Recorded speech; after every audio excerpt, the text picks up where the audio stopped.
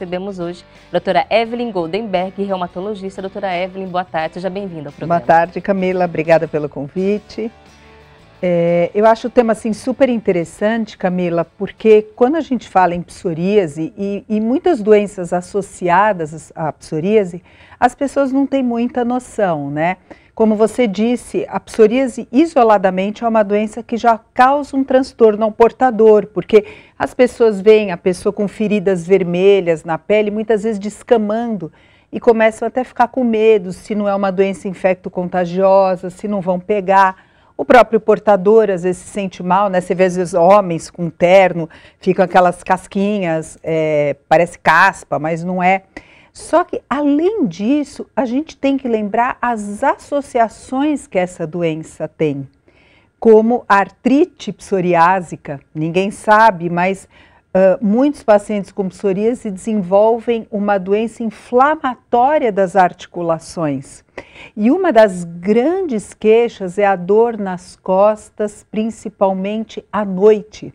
Daí essa pessoa acorda de manhã travada, com muita dor nas costas, e o que ela pensa? Ah, é colchão, é travesseiro, é isso, é aquilo, e troca colchão, e daí vai no médico, e vai fazer fisioterapia e etc e tal, e não melhora, não melhora, não melhora, e essa pessoa pode estar sofrendo de artrite psoriásica. Que tem a ver com uma doença... Com a doença de pele chamada psoríase.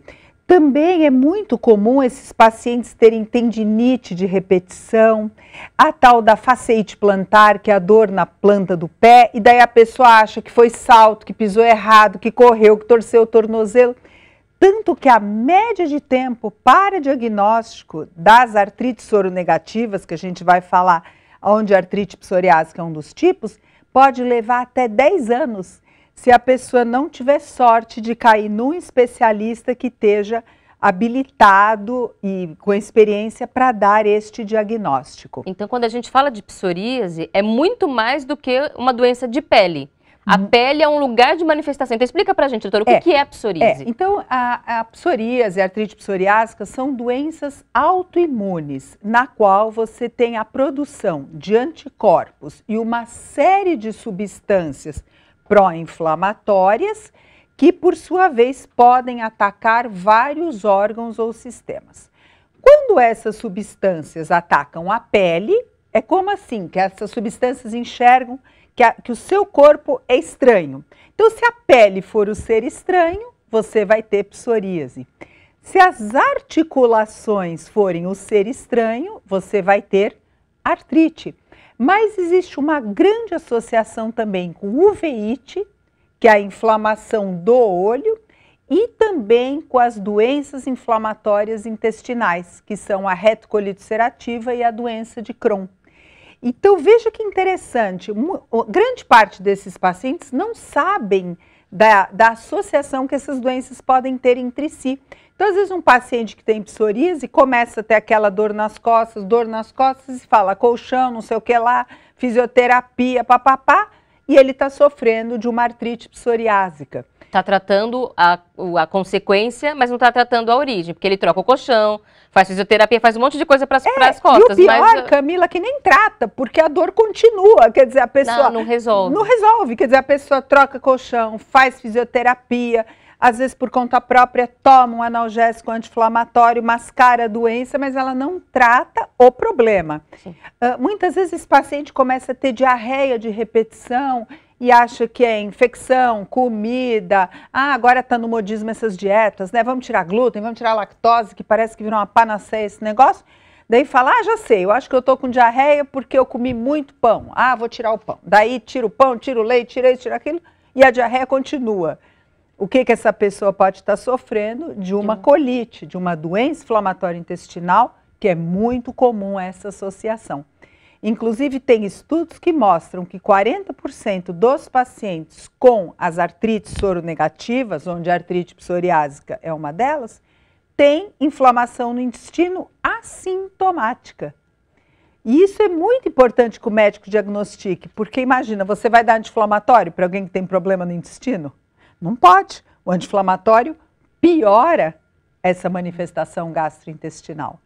Então, os pacientes que têm esse grupamento de doenças têm que estar muito atento a esses sintomas, porque às vezes ele começa a dar 1,5 milhão de explicações. Você está com o teu olho vermelho, já sei, ar-condicionado. Sempre você tem uma explicação meio lógica para algo que você desconhece. E a falha do tratamento pode te trazer um prognóstico muito pior. Difícil. E aí a gente vê que, assim, o paciente não tem a menor capacidade de tentar identificar a origem, porque são sintomas que podem acontecer em várias doenças diferentes. Como é que o médico vai conseguir dizer, não, esse efeito está relacionado à psoríase? Não é só a lesão de pele, é o primeiro sintoma, então, doutora? A tua pergunta é super legal, Camila, porque você acredita, por exemplo, que 20% dos pacientes com artrite psoriásica tem como a primeira manifestação a artrite. A inflamação da junta e na pele não tem nada. Nesse caso, o paciente fica como uma artrite a esclarecer, porque você não consegue dizer relacionada à psoríase. E daí, depois de alguns anos, vem a psoríase. Então, assim, claro, que se tem um paciente que tem a psoríase já, e vem com uma dor lombar inflamatória, que é aquela dor lombar noturna, que acorda o paciente de madrugada, tem a fasciite plantar, tem artrite, quer dizer, uma inflamação em juntas, né? Uhum. Tem maior prevalência do HLA-B27, que é um marcador genético que pode aparecer nessas doenças. E você faz exames de imagem e de sangue e comprova a inflamação, aí você relaciona isso com a doença de pele chamada psoríase. Agora, dentro desse grupamento, você pode ter outros pacientes que começam, por exemplo, com uma artrite relacionada a uma doença inflamatória intestinal, por exemplo, a doença de Crohn, e vão desenvolver a psoríase muito depois. O que é importante que todos saibam é que as doenças se associam entre si. Então, se você tem uma delas e aparece algo que te lembre isso que eu estou falando, comente com o seu médico, porque pode ter relação entre essas doenças. Elas se associam porque a causa é a mesma? O processo do corpo brigar contra ele mesmo pode gerar esses tipos diferentes de reação? Exatamente isso. Então, só para o público entender, nós temos normalmente o sistema imunológico, que foi desenvolvido para nos defender contra um agente agressor. Externo. Então, externo, exatamente, bactéria, vírus, fungo, etc. E nós produzimos, portanto, anticorpos e uma série de substâncias chamadas interleucinas e também uma substância chamada fator de necrose tumoral. Normalmente, esses anticorpos, interleucinas e fator de necrose tumoral, eles servem para nos defender contra um vírus, uma bactéria, um fungo. Então, você está andando na rua, você tem contato diário com um monte de vírus e bactérias. E não é toda hora que você fica doente, porque esse sistema imunológico vai lá e mata o vírus e a bactéria. No caso dessas doenças, esses anticorpos e estas substâncias pró-inflamatórias enxergam, entre aspas, que você é o vírus ou a bactéria. Então, se eles enxergam que a tua pele é o vírus ou a bactéria, aparece a psoríase. Se em algum momento eles passam a enxergar a sua articulação, você tem a artrite. Se em outro momento eles enxergam o olho, você tem uveíte. E se em outro momento é o intestino, você pode ter retocolite ou doença de Crohn, até colites inespecíficas. Então é muito importante o paciente que sofre disso ter este alerta. Mas o maior alerta que eu acho importante é a pessoa que tem aquela dor nas costas que acorda ela de madrugada.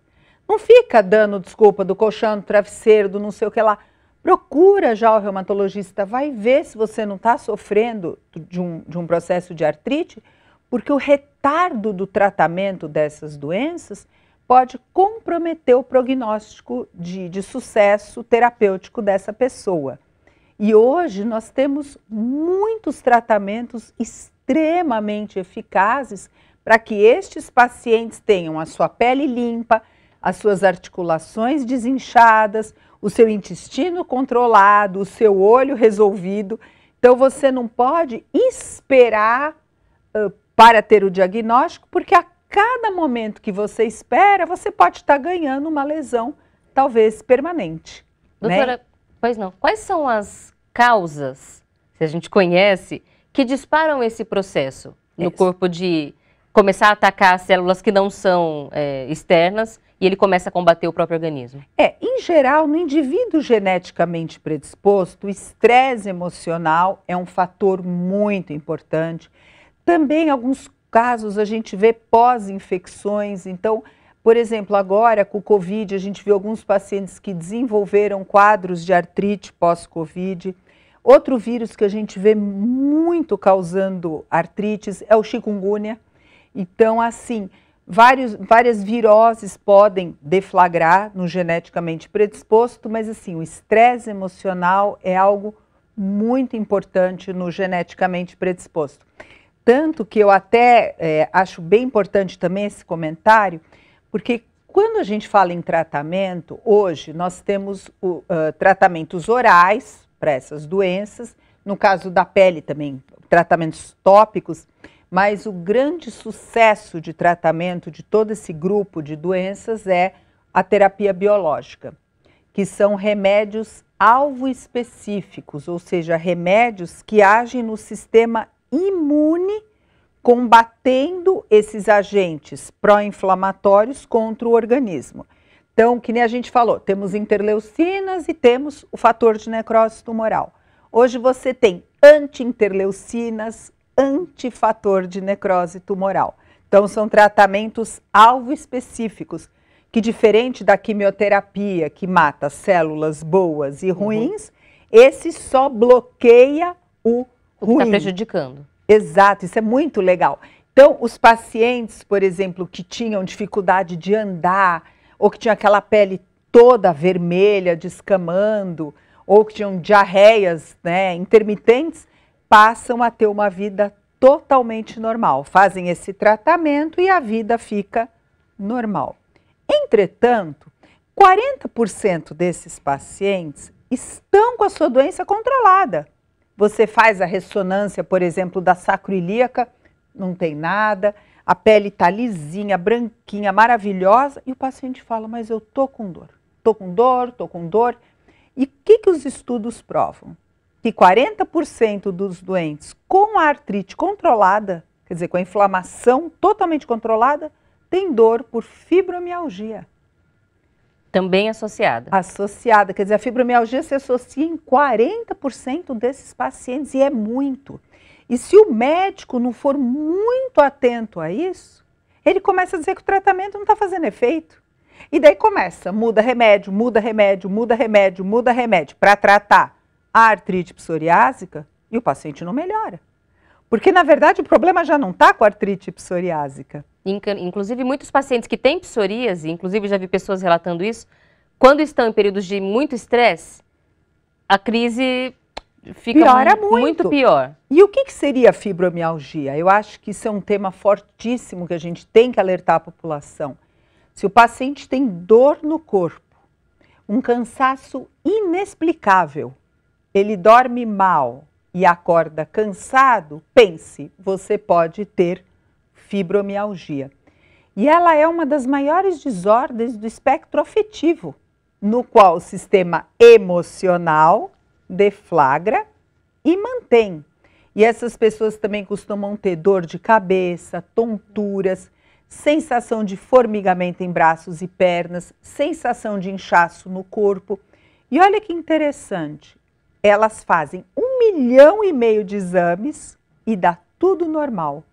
E daí onde que é o problema disso, Camila? Isso vira um caos familiar, porque os parentes, amigos, familiares falam, ué, você está inventando, é falta do que fazer, você não tem nada, olha aí, você já fez ressonância, tomografia, mapeamento ósseo, milhões de exames de sangue, você não tem nada, você está inventando doença? Não, ela tem fibromialgia, /ele, e essa pessoa está sofrendo muito. Às vezes a dor da fibromialgia, a fadiga, a dor da alma, né, das pessoas não entenderem o que ela está falando, chega a ser pior do que a artrite psoriásica, que já está controlada pelo biológico, e a pessoa segue reclamando.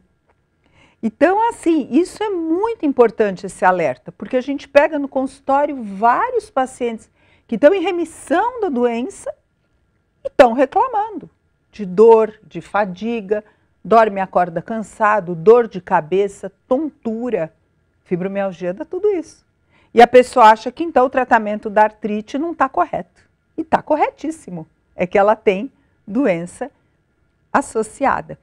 Inclusive, eu até comentei com vocês, é muito bacana porque isso há mais de 15 anos atrás nós lançamos, eu acho que eu fui dos primeiros médicos que falou no Brasil de fibromialgia, foi até minha tese de doutorado, foi em fibromialgia, em 2002, imagina.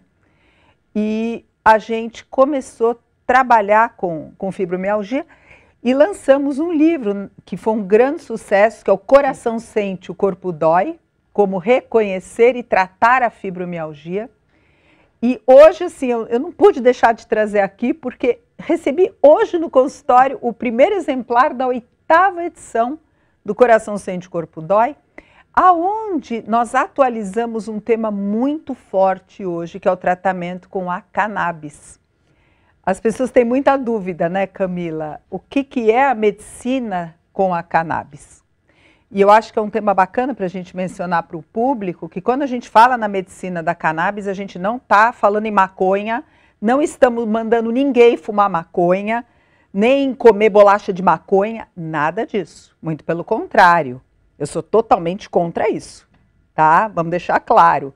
Quando você fala do canabidiol, você está falando de uma substância que vem da cannabis, mas não da cannabis sativa. Porque eu sempre brinco com o meu paciente, ele pergunta, mas doutora, quando eu tomo canabidiol, eu não estou comendo maconha? Eu falo, não. A gente tem que falar que a alface tem milhões de tipos, né? Crespo, lisa, roxa, baby, etc e tal. Cannabis também.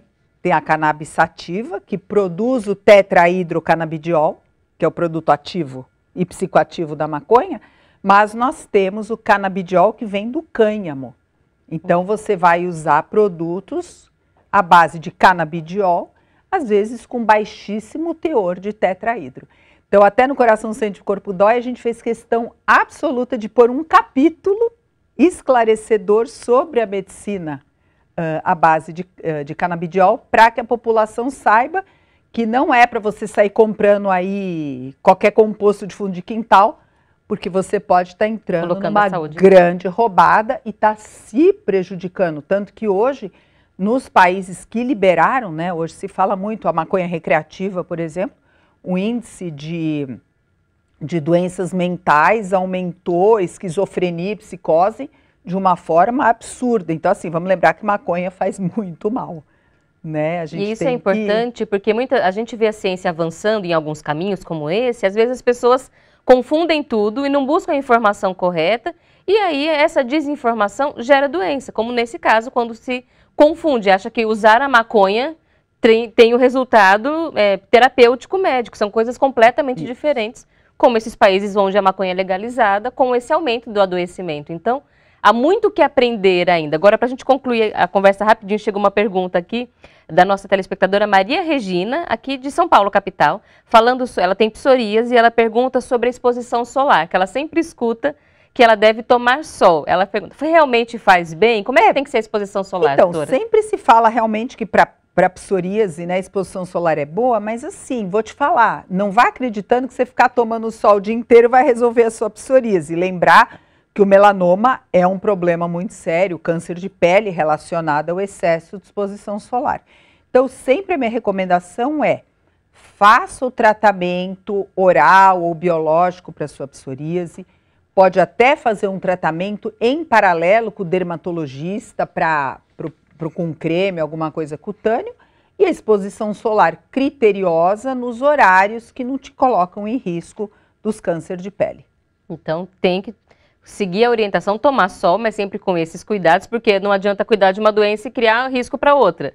Então, a gente tem que tomar cuidado e olhar para esse controle de uma forma integral, né, doutora? Depois que a gente conversou aqui, a gente fecha falando sobre isso, né? O quanto são doenças que precisam ser tratadas com esse olhar multidisciplinar. Não só tomar sol não vai resolver. Doutora Evelyn, muito obrigada por vir conversar com a gente hoje. O tempo passa muito rápido, por isso convite para voltar sempre à nossa programação. Boa tarde, doutora. Boa tarde, foi um prazer. Muito obrigada.